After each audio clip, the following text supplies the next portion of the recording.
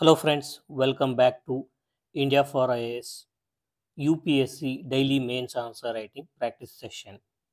So ಈ ವಿಡಿಯೋದಲ್ಲಿ ನಾವು ಡೇ 4 ಕ್ವಶನ್ ಏನಿದೆ ಮತ್ತು ಅದರ ಆನ್ಸರ್ ಅಪ್ರೋಚ್ ಏನು ಅಂತ ಡಿಸ್ಕಸ್ ಮಾಡೋಣ.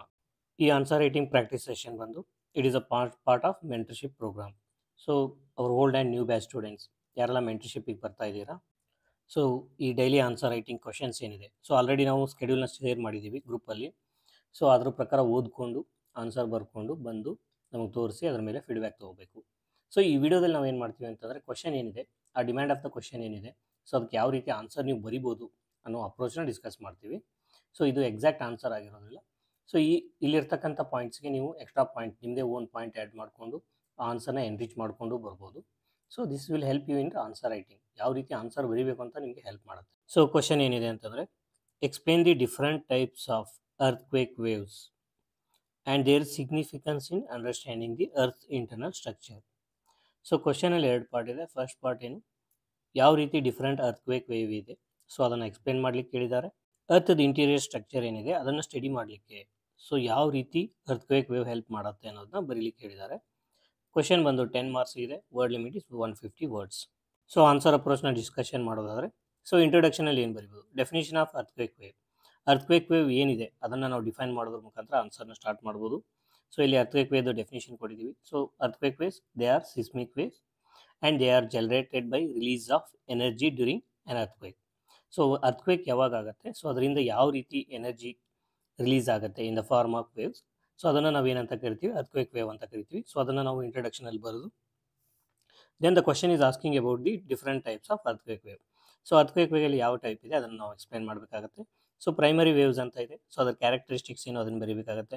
ಸೊ ಪ್ರೈಮರಿ ವೇವ್ ಕ್ಯಾರೆಕ್ಟರಿಸ್ಟಿಕ್ಸ್ ಏನಂತಂದರೆ, ಪ್ರೈಮರಿ ವೇವ್ಸ್ ಕ್ಯಾರೆಕ್ಟರಿಸ್ಟಿಕ್ಸ್ ನೋಡ್ತಾ ಹೋದರೆ ದೇ ಆರ್ ಕಾಂಪ್ರೆಷನಲ್ ವೇವ್ಸ್, ಅದನ್ನು ಲಾಂಗಿಟ್ಯೂಡ್ನಲ್ ವೇವ್ಸ್ ಅಂತಲೂ ಕರಿತೀವಿ. ಸೊ ಇಲ್ಲಿ ಏನಾಗುತ್ತೆ ಅಂತಂದರೆ, particle motion in the same direction as the wave travels. So ಇವಾಗ ವೇವ್ ಈ ಡೈರೆಕ್ಷನಲ್ಲಿ ಟ್ರಾವೆಲ್ ಆಗ್ತಿದ್ರೆ ಪಾರ್ಟಿಕಲ್ ಮೂವ್ಮೆಂಟು ಕೂಡ ಅದೇ ಡೈರೆಕ್ಷನಲ್ಲಿ ಇರುತ್ತೆ. So this causes the compression and expansion of the material. So then they are the fastest seismic wave.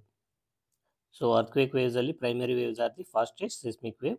Their speed is approximately 5 to 8 kilometers per second in the earth crust and they move faster even in the mantle. So medium ಏನು, they can travel through solid, liquid and gases. Primary waves ಏನಿದೆ ಅದು solid medium, liquid medium ಮತ್ತು gases medium, ಮೂರು ಥರದ ಮೀಡಿಯಮಲ್ಲೂ ಕೂಡ ಏನಾಗುತ್ತೆ travel ಮಾಡುತ್ತೆ. So ಇನ್ನು ಇದ್ರ ಸಿಗ್ನಿಫಿಕೆನ್ಸ್ ಏನು, ಸೊ ಕ್ವಶನಲ್ಲಿ ಕೇಳಿದ್ದಾರೆ significance of the earthquake wave in understanding the interior of the earth. So ಇದರ ಸಿಗ್ನಿಫಿಕೆನ್ಸ್ನ ನೋಡೋದಾದರೆ, so their ability to travel through all layers. So they will travel through both solid, liquid and gases, all the three kinds of materials. So their ability to travel all the three layers in the earth, it helps the scientist to infer the presence of the liquid outer core. So outer core ಏನಿದೆ ಅದು liquid ರೂಪದಲ್ಲಿದೆ. So ಈ liquid outer core liquid ಇದೆ ಅನ್ನೋದನ್ನು ತಿಳ್ಕೊಳ್ಳಿಕ್ಕೆ ನಮಗೆ primary waves help ಮಾಡುತ್ತೆ. And as they can travel through mantle, crust but are refracted when they reach the outer core.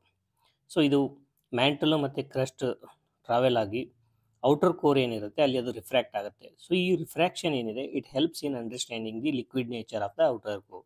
So ಅದನ್ನು ನಾವು ಇಲ್ಲಿ ಬರೀಬೇಕಾಗತ್ತೆ.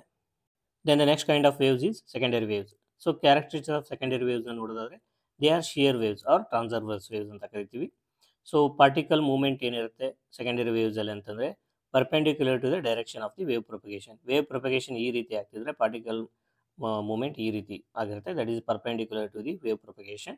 So this causes the shear stress in the medium in which it is moving. So coming to the speed of the secondary waves, they are slower than the primary waves. So their speed is approximately 3 to 4 km per second in the earth crust. So medium ಏನಂತಂದರೆ they travel only through the solids. Secondary waves they can only travel only through the solids. So that is the medium, that is the nature of the secondary waves. So coming to the significance, their inability to pass through the liquids suggests that the outer core is liquid. So outer core ಮುಖಾಂತರ secondary waves ಹೋಗದೆ ಇರೋದ್ರಿಂದ ಏನಂತ ಗೊತ್ತಾಗುತ್ತೆ ಅಂತಂದರೆ outer core ಲಿಕ್ವಿಡಲ್ಲಿದೆ ಅಂತ ನಮಗೆ understand ಆಗುತ್ತೆ. So this information it is crucial for understanding the internal layers of the earth. So ಈ ರೀತಿ ನಾವು ಸಿಗ್ನಿಫಿಕೆನ್ಸ್ನ ಬರೀಬೇಕಾಗುತ್ತೆ.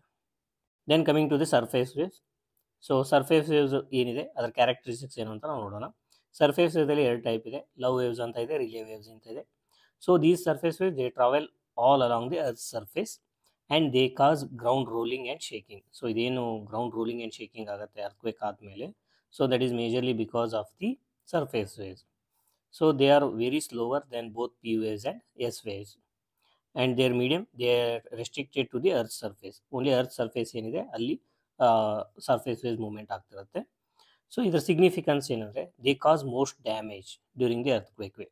ಸೊ ಈಗ ಅರ್ಥಕ್ವೇಕ್ ಆದಾಗ ಡ್ಯಾಮೇಜ್ ಆಗುತ್ತಲ್ಲ, so that damage is mainly because of the love waves and relay waves. So these are also called as surface waves because of their higher amplitude and longer duration. So ಅವರ amplitude ಮತ್ತು duration ಜಾಸ್ತಿ ಇರೋದ್ರಿಂದ ಏನು ಮಾಡುತ್ತೆ, ತುಂಬ ಡ್ಯಾಮೇಜ್ನ ಕಾಸ್ ಮಾಡುತ್ತೆ. So this study of these waves it helps in understanding the impact of the seismic waves on structure, especially infrastructure, that is buildings and roads and other railway infrastructure and electric infrastructure.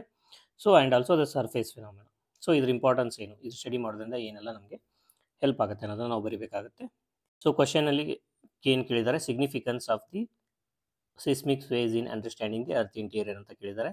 So ಆ ಸಿಗ್ನಿಫಿಕೆನ್ಸ್ನ ನಾವು explain ಮಾಡ್ತಾ ಹೋಗಬೇಕಾಗುತ್ತೆ. So coming to the crust and mantle. So ಈ crust and mantle understand ಮಾಡ್ಕೊಳ್ಳೋದ್ರಲ್ಲಿ P waves ಮತ್ತು S waves ಯಾವ ರೀತಿ ಇನ್ಸೈಟ್ಸ್ ಕೊಡುತ್ತೆ ಅನ್ನೋದನ್ನ ನಾವು ಬರೀಬೇಕಾಗುತ್ತೆ. So these P waves and S waves they provide insights into the composition and state of materials in the earth crust and mantle. So ಈ wave speed and path they help in understanding these layers. So ಯಾವ ರೀತಿ wave speed variation ಆಗುತ್ತೆ, refraction ಆಗುತ್ತೆ, reflection ಆಗುತ್ತೆ.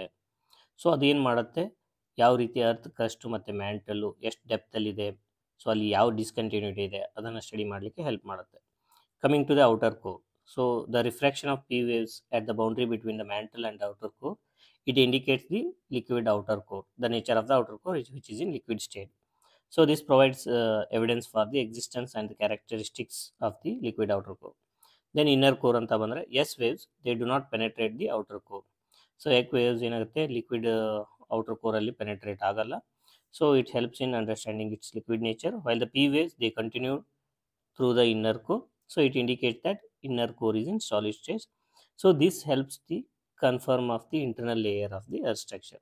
So earth structure ಅಲ್ಲಿ ಯಾವ ರೀತಿ internal layers ಇದೆ, ಸೊ ಈ ಯಾವ ರೀತಿ ವೇವ್ಸ್ ಮೂವ್ಮೆಂಟ್ ಆಗುತ್ತೆ, ಯಾವ ವೇವ್ ಮೂವ್ಮೆಂಟ್ ಆಗುತ್ತೆ, ಪಿ ವೇವ್ಸ್ ಯಾಕೆ ಮೂವ್ಮೆಂಟ್ ಆಗುತ್ತೆ ಅರ್ತ್ ಇನ್ನರ್ ಕೋರಲ್ಲಿ, ಎಸ್ ವೇವ್ಸ್ ಯಾಕೆ ಔಟರ್ ಕೋರಲ್ಲಿ ಮೂವ್ಮೆಂಟ್ ಇದು ಪ್ರೊಪಗೇಟ್ ಆಗಲ್ಲ. ಸೊ ಇದೆಲ್ಲ ನಮಗೇನು ಮಾಡುತ್ತೆ, ಅರ್ಥದ್ದು ಇನ್ನರ್ ಕೋರ್ ನೇಚರ್ ಏನು, ಔಟರ್ ಕೋರ್ ನೇಚರ್ ಏನು ಅದು ಸ್ಟಡಿ ಮಾಡಲಿಕ್ಕೆ ಹೆಲ್ಪ್ ಮಾಡುತ್ತೆ ಅಂತ ನಾವು ಬರೀಬೇಕಾಗತ್ತೆ. ಸೊ ಇಲ್ಲಿ ಆನ್ಸರ್ ಅಪ್ರೋಚಲ್ಲಿ ಡಿಸ್ಕಷನ್ ನಾವು ತುಂಬ ಡೀಟೇಲಾಗಿ ಮಾಡಿದ್ದೀವಿ. So again the same points we have to discussed again and again. So ಇಲ್ಲಿ ಅದನ್ನೇ ನೀವು ಆನ್ಸರ್ ಬರೀಬೇಕಾದ್ರೆ ಇದೇ ಪಾಯಿಂಟ್ನ ರಿಪೀಟ್ ಮಾಡೋ ಅವಶ್ಯಕತೆ ಇಲ್ಲ. ಫಸ್ಟು ಅಪ್ರೋಚಲ್ಲಿ ಏನು ಆನ್ಸರಲ್ಲಿ ನೀವು ಏನು ಬರೀಬೇಕು ಅಂತಂದರೆ, ಇಂಟ್ರೊಡಕ್ಷನಲ್ಲಿ ಅರ್ಥಕ್ವೇಕ್ ವೇವ್ ಅನ್ನೋ ಅದ್ರ ಡೆಫಿನೇಷನ್ ಬರೀಬೇಕು, ಟೈಪ್ಸ್ ಏನಿದೆ ಪಿ ವೇವ್ ಎಸ್ ವೇವ್ ಅದರ ಕ್ಯಾರೆಕ್ಟರಿಸ್ಟಿಕ್ಸು ಮತ್ತು ಸರ್ಫೇಸ್ ವೇವ್ ಅದರ ಕ್ಯಾರೆಕ್ಟರಿಸ್ಟಿಕ್ ಬರೀಬೇಕಾಗುತ್ತೆ. ಇನ್ನು ಸೆಕೆಂಡ್ ಪಾರ್ಟಲ್ಲಿ ಈ ಸಿಗ್ನಿಫಿಕೆನ್ಸ್ ಏನು, ಯಾವ ರೀತಿ P wave S wave earth interior study ಮಾಡಲಿಕ್ಕೆ ಹೆಲ್ಪ್ ಮಾಡುತ್ತೆ ಅನ್ನೋದು ನಾವು ಬ್ರೀಫ್ ಆಗಿ ಬರೆದು ಕನ್ಕ್ಲೂಷನ್ ಬರೀಬೇಕಾಗುತ್ತೆ. ಅರ್ಥಕ್ವೇಕ್ ವೇವ್ ಸ್ಟಡಿ ಮಾಡೋದ್ರಿಂದ ನಮಗೆ ಯಾವ ರೀತಿ ಅರ್ಥದ ನಾಲೆಜ್ ಎನ್ಹ್ಯಾನ್ಸ್ ಆಗುತ್ತೆ with respect to geology, material property and seismic activity. So ಇದರಿಂದ ಯಾವ ರೀತಿ ನಾವು ಅರ್ಥಕ್ವೇಕಿಂದ ಆಗ್ತಕ್ಕಂಥ ಡ್ಯಾಮೇಜ್ನ ಕಂಟ್ರೋಲ್ ಮಾಡ್ಬೋದು, ಅರ್ಲಿ ವಾರ್ನಿಂಗ್ ಸಿಸ್ಟಮ್ ಜನರೇಟ್ ಮಾಡ್ಬೋದು ಅನ್ನೋದನ್ನ ಬರೆಯೋದ್ರ ಮುಖಾಂತರ ಆನ್ಸರ್ನ ನಾವು ಕನ್ಕ್ಲೂಡ್ ಮಾಡಬೇಕಾಗುತ್ತೆ. So thank you for watching Day 4 question and answer approach discussion. So we will meet again in Day 5 question and answer approach discussion. So Day 5 syllabus ಏನಿದೆ ಅಂತಂದರೆ distribution of oceans and continents. So distribution of ocean and continents, especially the what is that continental drift theory ಮತ್ತು plate tectonics theory ಬಗ್ಗೆ study ಮಾಡ್ಕೊಳ್ಳಿ. So ಅದರ ಮೇಲೆ questions ಬರ್ಬೋದು. Thank you for watching. See you in the next video. Till then, happy answer writing.